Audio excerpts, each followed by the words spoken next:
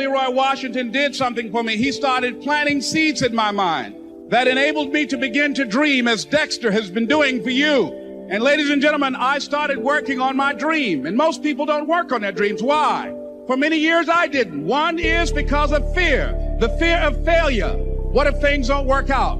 And the fear of success. What if they do and I can't handle it? The other thing is that most people, ladies and gentlemen, they get comfortable. They stop growing. They stop working on themselves. They stop stretching. They stop pushing themselves.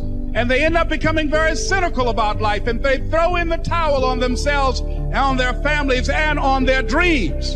And the other thing is that most people don't feel worthy. What I'm doing now, I could have been doing years ago. But because I did not have a college education, because I didn't believe in myself, because I allowed other people's opinion of me to control my destiny, I didn't act on my ideas. So I applaud you for your dreaming, for your running toward your dream. I applaud you for believing in yourself, because that's what life is about. Stretching and challenging, looking for ways that you can begin to improve yourself. And ladies and gentlemen, as a result of stretching out, of acting on my dream, and I don't know what that dream is for you, I can tell you that it's possible.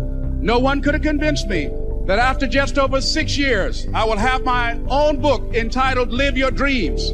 Just over 6 years, I would have 5 specials on public television. Just over 6 years, I've done motivational speaking for AT&T, Procter & Gamble, McDonald's Corporation, Xerox, IBM. Just over 6 years. I will now have my own talk show that will premiere on Monday, Labor Day. I'm saying to you, your dream is possible.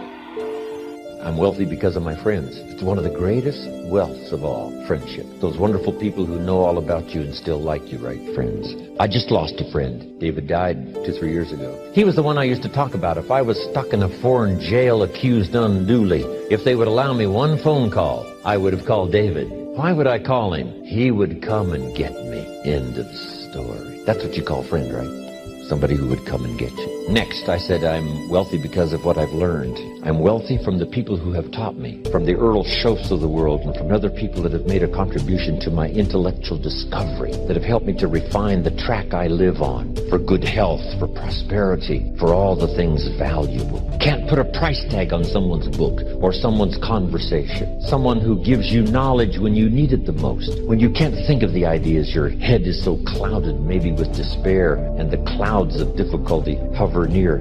This is when you need somebody to whisper valuable information in your ear that helps you to survive and then to finally succeed. What is that knowledge worth? You can't put a price tag on it. What's this seminar worth? You couldn't put a price tag on it. The cost of the seminar pays for the lights and the room and somebody like me to come, and the staff and all the other things. But the price of the seminar can't be the ideas. Here's what we have to do. Charge you for all the stuff, and then the ideas are free. Because how could you put a price tag on the ideas? That would be impossible. If you read a book that spared you from having a heart attack, what would it be worth? Someone says, $19.95. Say, no. That's what it costs. That's what it costs for the cover and the ink and the pages and the words and getting it to you and the brokers and all the stuff in between. That's the $20. You couldn't pay for the ideas. They're free. Key thing I've learned. Never begrudge the money you spend on personal education. Because if you can keep developing your mind and your perception and your awareness and your ability to discover, the fortune is yours. The health is yours. The promise is yours. A good family relationship is yours. Friendship is yours. Everything is yours. If you keep accelerating your education, it's the best money you can invest in your personal self-education. Next, I said, I'm a wealthy man because of my future. You can't believe the people who say to me, Jim Rohn, what do you want to do in the future? We've got the wealth and the resources to do anything you want to do. What do you want to do? Do you know how unbelievable that is? What do you want to do? Incredible. Well, I was lucky. I wasn't searching for a mentor, but one just sort of fell in my lap. A friend of mine said, you've got to meet this guy I've gone to work for, Earl Schoaf. He's rich, but he's easy to talk to. He's got a unique philosophy of life and business. I said, okay, yeah, I got to meet this guy. And then I met him. He invited me to join him in his business and became my mentor. I got the sense right away he delighted just as much in other people's success as he did his own. That caught my attention right away. Then he had the ability to look into the future and see the possibilities that I couldn't see. I can't remember how often he said, trust me. I'm telling you, trust me. Here here's how it will go if you'll stay steady and do it right. See, that was great mentoring. Then Bill Bailey. We've been associated in business and projects for many, many years. Bill's unique. Bill can read a 200-page book in about 20 minutes and then tell you about this book and make it more interesting than if you read it yourself. And from his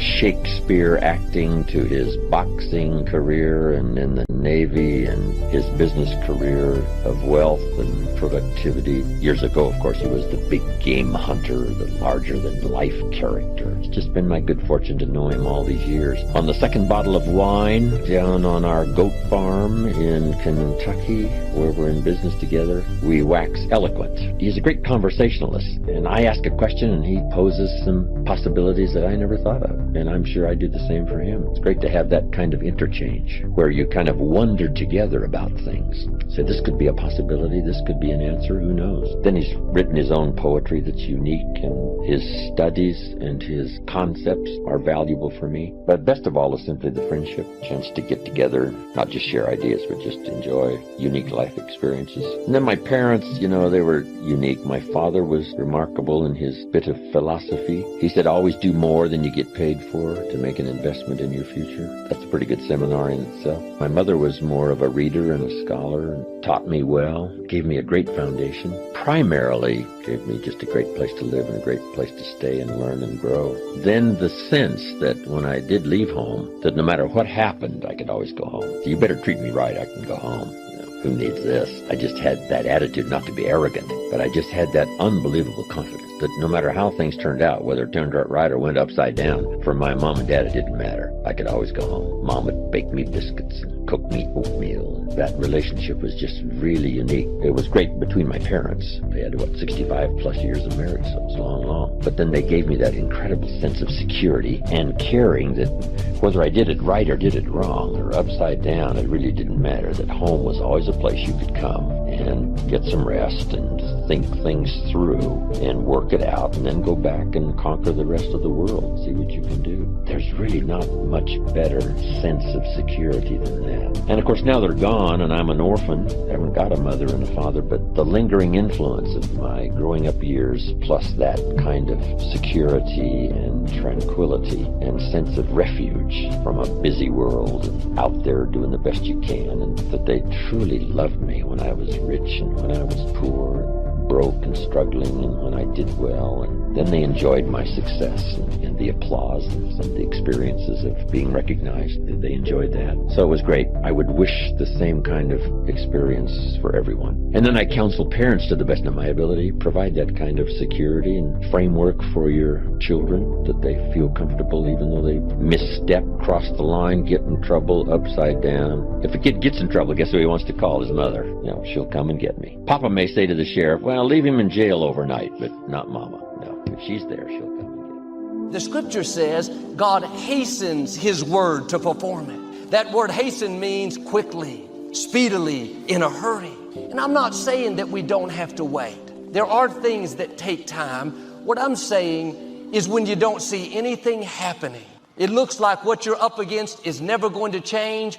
When you come into your destiny moment, God will do it speedily, quicker than you thought. You'll accomplish a dream in a fraction of the time. That obstacle looks permanent, suddenly it turns around. That's God hastening his word. 2 Kings chapter 7, the Israelites were surrounded by the Syrian army. They had cut off the Israelites' food supply. Now the people were starving, just a matter of time before they died. Every circumstance said it was permanent. The enemy army was bigger. They had more equipment. All the odds were against the Israelites. But there were 4 lepers sitting outside the city gates. They thought, we have nothing to lose. We're going to die anyway. Let's go down to the Syrian camp and see what they're doing. While they were walking toward the enemy, the scripture says God caused the Syrians to hear the sound of speeding chariots and galloping horses, the footsteps of a vast army approaching. The Syrian king thought the Israelites had hired several armies to attack them. Verse 7 says, the Syrians panicked and fled into the night. leaving all their horses, tents, and belongings. What was that? God causing their enemies to hurry out of their way. Seemed impossible.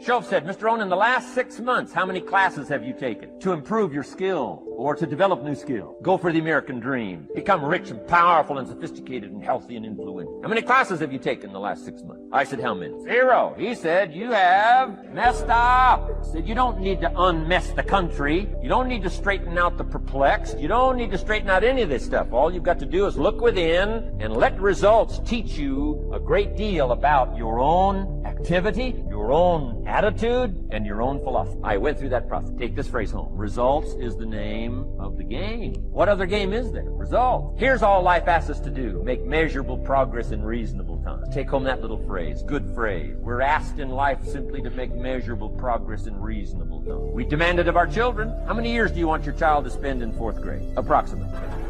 About 1. If it looks like they're not going to make it, we pour on the pressure, called legitimate pressure, lack of result. Peer pressure, family pressure, school pressure, community pressure. Every other kind of pressure we can bring to bear. What? You can't stay more than 1 year in 4th grade. As parents, you'd have to leave the community. You say, well, what if they're nice kids? Wouldn't you give them 3 or 4 years? The answer is no. You got to make better progress than that. So you got to check fairly often. Some things you got to check every day. Some things you got to check at least by the end of the week. Salesman joins this little sales company. He's supposed to make 10 calls first week. Wouldn't it be legitimate? Call him in on Friday and say, John, what? How many calls? I mean, this stuff is simple. John says, well. Say, John, well won't fit in this little box here. Well.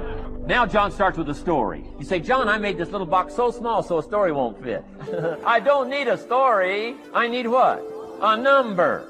A number. What will a number tell me? Everything. John's supposed to make 10 calls. What if he made 20? You say, wow, wow, we got somebody. What if he only made 1 call? Will that tell us something about John's philosophy? And the answer is yes. Will it tell us something about his attitude? Of course. Will it tell us something about his disciplines? Of course. And if he wants a lesson in life change, all he has to do is be willing to face the numbers and come up with the results that will teach you to either celebrate if you got good results or fix whatever needs to be fixed in your philosophy, attitude, activity called discipline. You don't need to go anywhere else. I do believe in affirmations. They are valuable as long as you affirm the truth, because it says in ancient scripts, the truth will set you free. Free to do what? Amend your error and pick up new disciplines. That's what the truth is for, to help us amend our error and pick up the disciplines for life change. That's what the truth is for. So I do believe in affirming the truth. If you're broke, best thing to affirm is, I am broke. You put that up on the refrigerator where you can see it every day. I mean, that's how you do that. Now, if you need a little additional affirmation, you just put up there, I'm 40 and broke. I mean, you know, that ought to do it. And if you need just a little more, put up there, I live in America and I'm 40 and broke. That's enough to turn your life around. It says, hey, something is wrong. Somewhere I have messed up. And I'm telling you, if you'll start with that, it's called the process of life change, and it doesn't matter how small the process is to start. One discipline starts it, and then one discipline feeds another, and the first thing you know, you've got this whole cycle in an upward positive motion, and it's called life change, called income change, called health change, relationship with your family change, equities unprecedented that you can have in numbers that will stagger the imagination if you do not curse what's available and start amending what's possible to get the results that you want. I don't think I can put it in any better lines. Kids can do it, teenagers can do it, parents can do it, managers can do it, right? Government officials can do it, anybody can do this stuff called personal change. Wow. Results is the name of the game. Success is a numbers game. Good note to make. Success is a numbers. You got to go for the number. You got to understand what the numbers are. How many pounds overweight should you be at age 50? Approximately. John says, I got big bones. We'll give you 10 pounds. 10 pounds for big bones. Otherwise, come on, John. 20 pounds, 25 pounds. Shouldn't we turn on the caution light at work and at home? Blinking caution light. Somebody says, what's that caution light? So John's up about 20, 25 pounds. We got the blinking light going at home. Got it going here at work. To remind him what? Wrong number. Okay. 35, 40 pounds. Red light. Blinking at home. Somebody says, what's that blinking red light? Say, John's up about 40 pounds. 50 pounds. We got the siren. What's that siren at home and at work? John's up about 50 pounds. Cholesterol, almost out of control. Come on. Success is a numbers game. I'm asking you to be mature enough to start checking your own numbers. How many books have you read in the last 90 days? Transform your life. Become cultured, powerful, sophisticated, healthy, influential, all the rest of the stuff you want. How many books? How many classes? How committed are you to taking what's available and turning it into equities unprecedented, since we live in a country that there's been no such country in the last 6,500? If you'll pick up that process, ladies and gentlemen, I'm telling you, it's called life change of the best order. Now here's the last one. Number 5 is called lifestyle. Lifestyle is simply learning how to live well. The last of the 5 major. Here's the ultimate challenge of life. I've worked on this, you cannot believe how hard, since age 25. And that is, after applying better philosophy, attitude, and activity, and picking now up results. What are results for? Here's my ultimate challenge on results. To fashion, good word to jot down, fashion for yourself lifestyle, or what we call the good life. That's the ultimate challenge. To take your results, take your money, take your results, take the return, take the equities you've gathered, and now fashion for yourself a good life, like weaving a tapestry.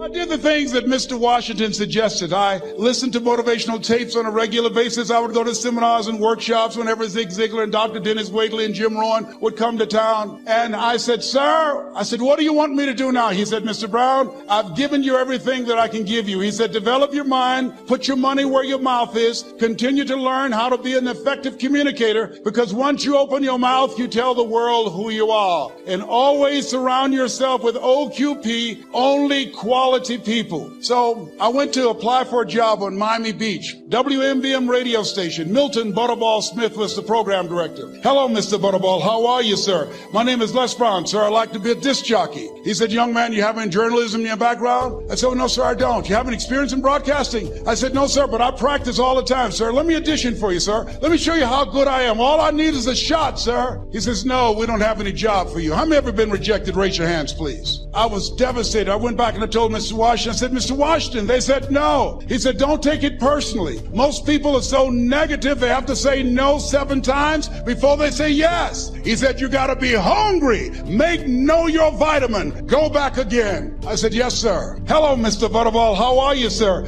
My name is Les Brown, sir. I like to be a disc jockey. Young man, weren't you here yesterday? Yes, sir, I was. Didn't I tell you no yesterday? Yes, sir, you did. Then why are you back today? Well, sir, I didn't know whether or not somebody was laid off or somebody was fired, sir. Nobody was laid off or fired. Now get on out of here. I came back the next day. Hello, Mr. Butterball. How are you, sir? My name is Les Brown, sir. I like to be a disc jockey. I know what your name is. Weren't you here the last 2 days? Yes, sir, I was. Didn't I tell you no the last 2 days? Yes, sir, you did. Why are you back? Oh, sir, I didn't know whether or not someone got sick or someone died, sir. No one got sick or died. No one was laid off or fired. Now don't you come back here again. I came back the next day talking loud, looking happy like I was seeing him for the first time. I said, hello, Mr. Butterball. How are you? He looked at me with rage. He says, go get me some coffee. I said, yes, sir. Who are you really as a man or a woman or as a young man over there? Who are you really trying to make? Is it really who you are? Because I get a lot of credit. I don't hold a candle to that guy. Who are you really? In quiet moments when human beings need you, are you that person they can rely on? Are you that person who steps up? Are you that person who makes a difference for them? Because you can win in big ways, mansions, jets. I know all about that stuff. It's awesome. I want you to have them. But I'll submit to you, it's the small things you do that no one will ever probably know you did that'll be the things that'll make you the most proud of you, that'll make God the most proud of you, that will ultimately be the definition of who you are as a man or a woman. It's who you are in those moments. You can applaud for that. And so, for me, my daughter's always teasing me, Dad, you're in a midlife crisis. I'm like, you're damn right I'm in a midlife crisis. I've been in a crisis all my life to get to the next version of myself. When Max was 6 years old, we go to this car wash. And every week there'd be this old man there reading this newspaper. But he was there all the time. When I drive by the car wash, the guy was there like every day. And he says to me once, he goes, how old's your little boy? I said, he's 6. He says, hey, like all parents, he goes, enjoy the 6-year-old, because when they turn 7, that 6-year-old's gone forever. We can all relate to that as parents. He goes, and when he turns 8, the 7-year-old's gone forever. I said, sir, that's so true. When did that stop for you? He goes, excuse me? I said, what age did that stop? The new person shows up for you. Pulls a paper down. He goes, I don't know. I said, you ought to look into that. And I told little Max in the car, I said, that's never happening. The 30-year-old, when he turns 31, that 30-year-old's going to be gone forever. That 35-year-old turns 36, that 35-year-old's gone for freaking ever. And there's a better version. When I'm 45 and I turn 46, that 45-year-old dude's gone. There's a new man there, a better man, a stronger man, a more influential man, a kinder man, a more peaceful man. And when I I turn 50 this next month, I want this 49-year-old dude you're listening to right now, he's already on his way out. And I want to challenge you to do that, because ultimately to me, when we die, I think we go to heaven. And to me, you can live in heaven or hell the rest of your life. See, when I'm done, I want the Lord to go, hey, well done, good and faithful servant. I know for a fact they said that to my old man. Let me say, I want them to say that to me. But I think there's one other thing that happens. I'll leave you with this. I think God introduces you to the woman or man you were born to be or could have been. The one he made in his image and likeness. The one he thought you were capable of. The destiny version of you. The one that they go, hey, these are the places you could have gone, the things you could have seen, the memories you could have had, the people you could have helped, the difference you could have made, the emotions you could have felt, the moments. That's who you were capable of being. And to me, I'm chasing that dude. I'm running him down. And that's why we got to change every single year. Because when I die, I want to meet that dude. And he goes, hey, man, I've been watching you. Proud of you, brother. You caught me. I go, I've been chasing your ass all my life. That's the dude I'm capable of being. That's who I'm running down. I'm not running you down or you down or you down, and neither are you. You're running down the man you could be. The people you could have helped, the difference you could have made, the places you could have gone, the emotions you could have had, the memories you could have with your family. So I go up there.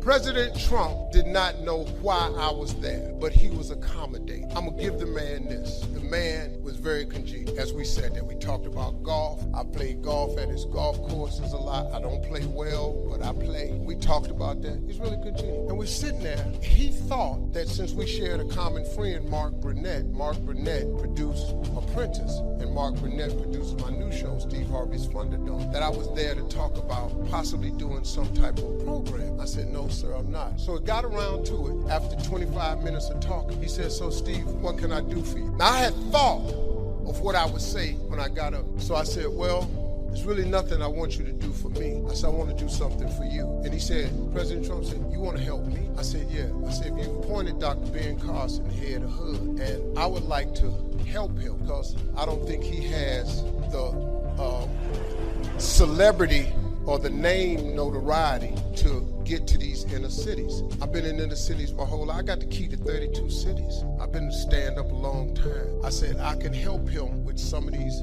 urban situations because I'm from there and I want to do something to help him. He said, so what do you want to do? I said, well, I have a mentoring program, but my mentoring program is restrictive because I can only do about 1,000 boys and I can do them only one time a year in each city. I want to create vision centers around the country where I can take these schools that you're closing in the inner cities, take HUD funds, put it with them, and then go in and refurbish these schools and buildings and turn them into a place where boys and girls can come and learn life skills, and parents can come and learn financial skills, literacy skills, to make it, and then eventually I would like to build vision homes around it to help support these communities so we have wonderful community. I want people who are less fortunate to have a better way of life. He said, I like that.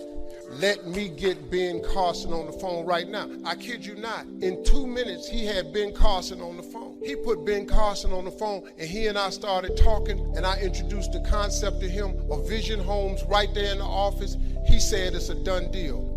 Since then, the problem I had was, after the meeting was over, I was supposed to go downstairs by myself and go on over to the rope and address the media. President Trump said, Steve, I'm going to go down with you. All right. We get off the elevator, we walk up to the rope, all the cameras is on, and first thing he said, what we're gonna do first thing in this office is replace and repeal Obamacare. I'm standing there, I went, look at the tape. Go back and look at the tape and look at Steve's face. Cause I'm going, there ain't shit we said upstairs. I'm sorry.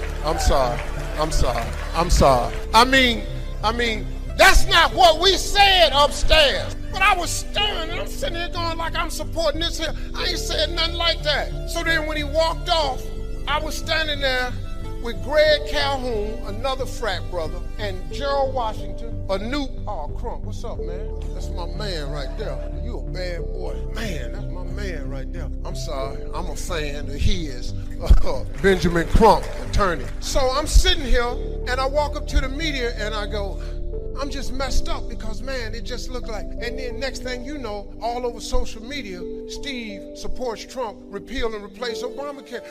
We ain't never even talked about Obamacare, but that's what God said. And then after that, y'all did your boy. It wasn't white folk, it was y'all. Yeah, this is you. Now this wasn't a black. This was an internal. White folk don't even know what Uncle Tom Coon is. Y'all was doing this here. Oh, you was doing your boy. To hell with my track record. Damn what I done in the past. You ain't sugar, honey, iced tea right now. I cleaned that up. See how I did that? I didn't want to though. I wanted to go ahead and fire another one off, but I figured I had got too many in. You ain't sugar, honey, iced tea no more. Ooh, I don't like saying that.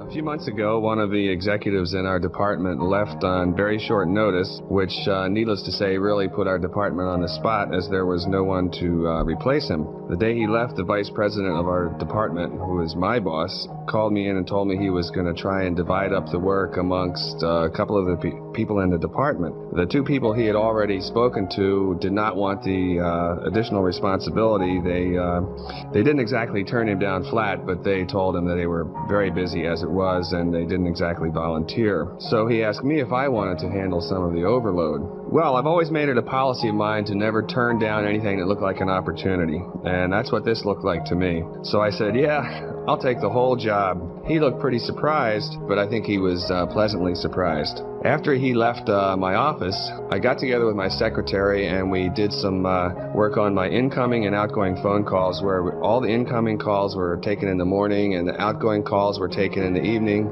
And my secretary also took on a lot more responsibility and a lot more of the chores herself, which she was very, very happy to do. And after about 2 weeks of this, my secretary and I were handling twice the calls, twice the meetings, about half again as many personal conferences, and the work week actually seemed to go a lot faster. Last week the boss called me in again, told me the board was very happy with the work that we've been doing, and offered me a new job, make the job permanent with a new title and a raise to go along with it. So I guess that shows you that necessity is not only the mother of invention, it's the mother of opportunity as well. I wanted you to hear that man's story because it illustrates one of the best ways I know to stimulate creative thinking. In one word, capacity. In any endeavor you choose to pursue, the success formula is first, do what you do better, and second, do more of it. Improve both the quality and the quantity of your output. That second part means increasing your capacity. Remember our analysis of time excusitis? This is where you can put that cure to work. There is a two-step procedure that can show you how. First, always eagerly accept the opportunity to do more. It's a compliment to be asked to take on new responsibility. Accepting greater responsibility on the job makes you stand out. It shows you're more valuable. Now the second step is this. Concentrate on how can I do more? Ask that question and creative answers are certain to come. Now some of these answers may be better planning and organization of your present work, or taking intelligent shortcuts in your routine activities, or possibly dropping some non-essential activities altogether. But again, the solutions for doing more will appear when you ask the question, how can I do more? Earlier, I cited an old business axiom. If you want something done, give it to a busy person. I personally refuse to work on any project with someone who has plenty of time. The lesson I've learned from painful experience over the years is that the person with plenty of time generally wants to keep it that way. He's more interested in avoiding responsibility than he is in increasing his output. All successful, competent people are busy. All the successful businesses I know are busy. These businesses constantly ask themselves, how can they increase their output? Now, why not ask yourself the same question? How can you increase your output? Capacity is one tool for success. Another is the skill of listening. In any organization, whether it's government or business or the arts or any other endeavor, listening becomes more important and more prevalent the higher you go up the executive ladder.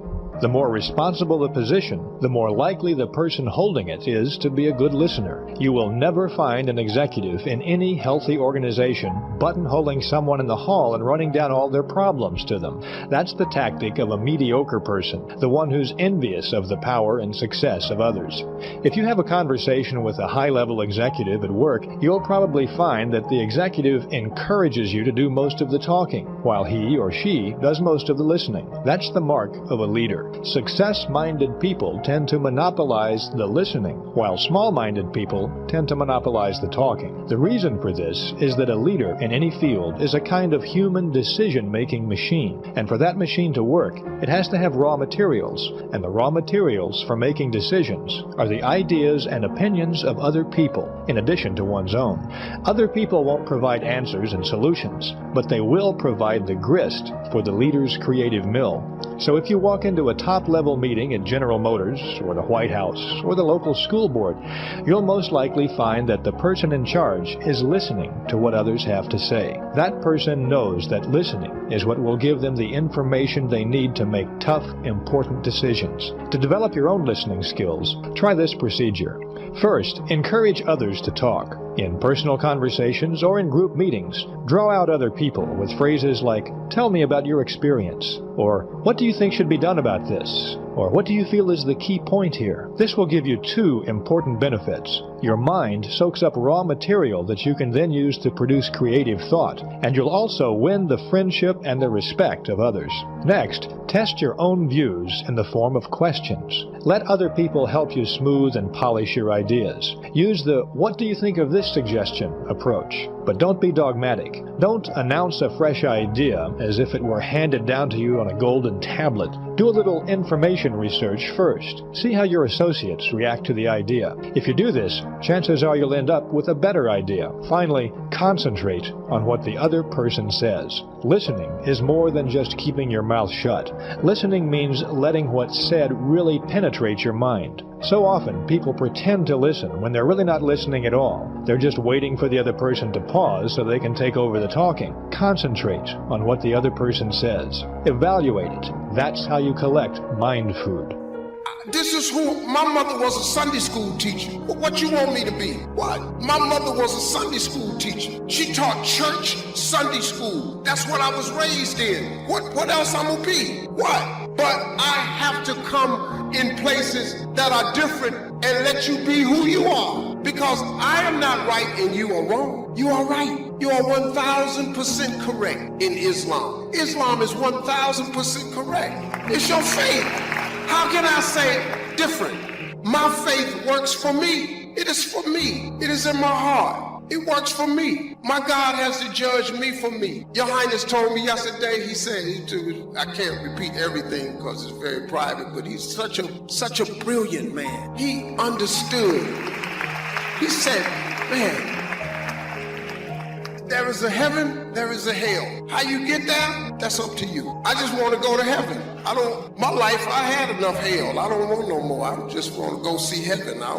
What it is I'm assuming some of us is going. I'm assuming some of us ain't. You just have to decide. I'm thinking about going though. Now the room kind of got a little tight on this subject right here, so we're going to move past this. I was just telling you who I am. That's who I am. If you can accept that about me, I can accept it about you. Huh? And yesterday, my man Jay, he bought a tailor to my room, and I got, how many did I make, Jay? 4? They making 8 caftans for me. So tomorrow, it's caftans? 8, they made 8 of them for me. So tomorrow, I'm gonna have on my caftan tomorrow. I'm gonna be rocking the caftan when you see me tomorrow. Yeah. I haven't quite figured this out yet. I don't know. I've been trying to work that out. Cause a lot of y'all like the way y'all do it, like the dude right there, he got his cocked up on one side. I like that. Then the other dude, he got hit, and one dude had his pulled over. I said, woo! So I gotta figure my style out, you know. But I have my caftan tomorrow. I'm gonna have it later today, so I'm gonna be nice. I think Steve's gonna start some fashion trends in the UAE tomorrow. Steve. Yeah, I kind of messed up though because I was trying to get some more stuff put on it, you know, some embroidery, and he told me you cannot do it. I wanted to put some, you know, some designs on it. He told me I can't do that, so I'm gonna have to. I got one white one, but I got a lot of other colors. Just wanted to try something other than white. Y'all see me, I'm gonna have on a blue one. I got green, yellow, gold, blue. Oh yeah, don't worry about that. This Steve Harvey, I'm a star. Don't worry about that. I'm gonna look different. Everybody going, no. Yeah, somebody gotta do it. Steve, you are a star. Now the successes continue. It doesn't seem like you're going to stop anytime soon, to be honest. So is it fair to say you can never be too successful? Is that a fair statement? When does it stop? When is it okay to stop? Well, that's up to the individual. I think in my line of work, if I retire, what do I do? What? A lot of people retire and they just wither away. They dry up. They sit. I've seen old people retire and they just start folding up. They stop going to work. They stop living. I don't know that I can do that because I'm different now. I'm a motivational speaker. I travel. I'm taking my foundation to Africa. If I stop doing that, what I'm gonna do? You know, I was talking to my sons one day. One of my sons is here. And I was telling him, I said, one day I'm gonna stop working. You're gonna take over. I'm gonna be on a yacht out in the middle of the ocean. I want you to send my money to me out on my yacht. He said, okay, Dad, I'm gonna send you your money. Then I got to looking at him, I said, he probably ain't gonna send me all of it. So I probably need to keep working.